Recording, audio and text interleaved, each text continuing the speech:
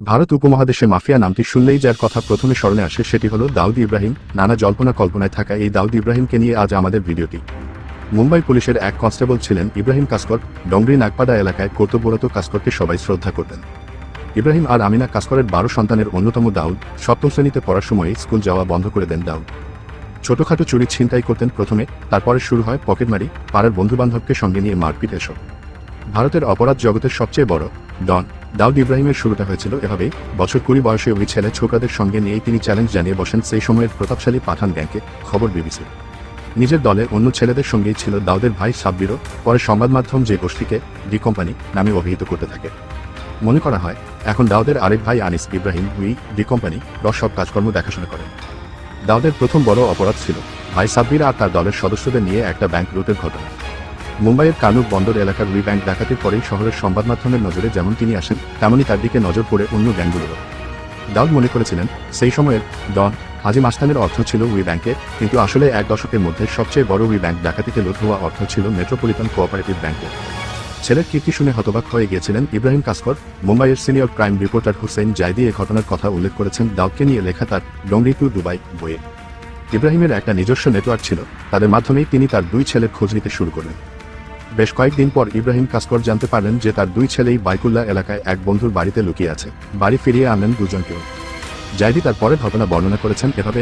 মা আমিনা যখন দাউদ আর সাব্বিরকে চিৎকার করে বকাবকি করছেন, তাদের বাবা ইব্রাহিম পাশের ঘরে গিয়ে একটা স্টিলের আলমারি থেকে বার করে আনলেন পুলিশ ইউনিফর্মের মোটা চামড়ার বেল্ট। মুম্বাই ক্রাইম ব্রাঞ্চের হেড কনস্টেবল হিসেবে যে বেল্ট গর্বের সঙ্গে তিনি কোমরে বাঁধতেন, সেটি দিয়ে শুরু হলো মার।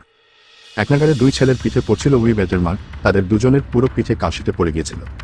হুসেইন জাইদি লিখেছেন, পরিবারের অন্যরা এসে ইব্রাহিম কাসকরকে ঝাপটে ধরে তার হাত থেকে বেল্টটা নিয়ে নেন। তার আগে পর্যন্ত মার চলেছিল। বেল্টটা নিয়ে নেওয়া হলেও দাউদ আর সাব্বিরের বাবাকে থামানো চায়নি। মা আমিনা ছেলেদের পানি আর কিছু খাবার দেওয়ার আগেই কাসকর 2 ছেলেকে টানতে টানতে একটা ট্যাক্সিতে ওঠা। ট্যাক্সিটা সোজা গিয়ে থামে মুম্বাই পুলিশের ক্রাইম ব্রাঞ্চ দপ্তরে।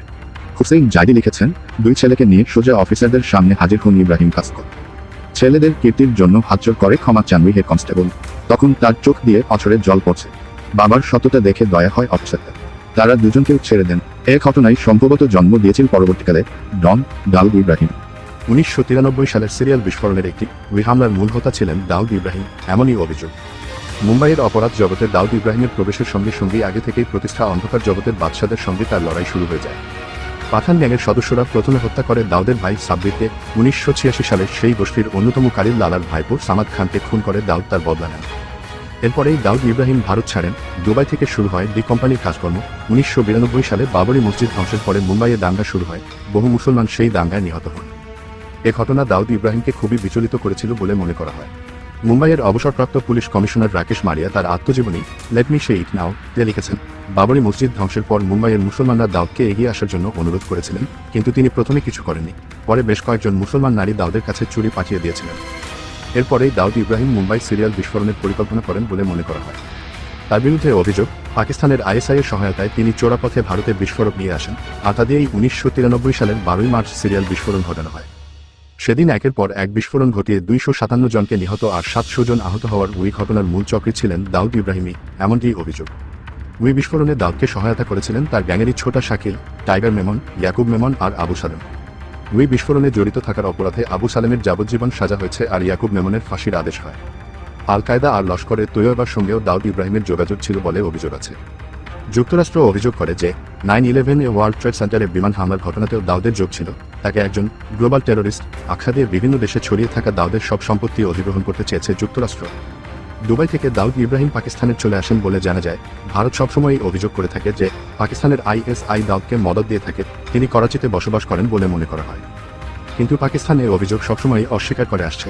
কিন্তু কয়েক বছর আগে পাকিস্তান সরকার যখন সে দেশের 88 জন চরমপন্থী নেতা আর সংগঠনের ওপরে নিষেধাজ্ঞা জারি করে, তার মধ্যে দাউদ ইব্রাহিমের নামও ছিল। প্রথম আনুষ্ঠানিকভাবে পাকিস্তান স্বীকার করেছিল যে দাউদ ইব্রাহিম সে দেশেই থাকেন। দাউদ ইব্রাহিমকে নিয়ে এখনও কল্পকাহিনীর শেষ নেই। তবে আজ এ পর্যন্তই। ভিডিওটি ভালো লাগলে লাইক দিয়ে এবং চ্যানেলটিকে সাবস্ক্রাইবও করে আমাদের পাশে থাকুন। দেখা হবে সামনে কোন এক নতুন ভিডিওতে। ধন্যবাদ সবাইকে।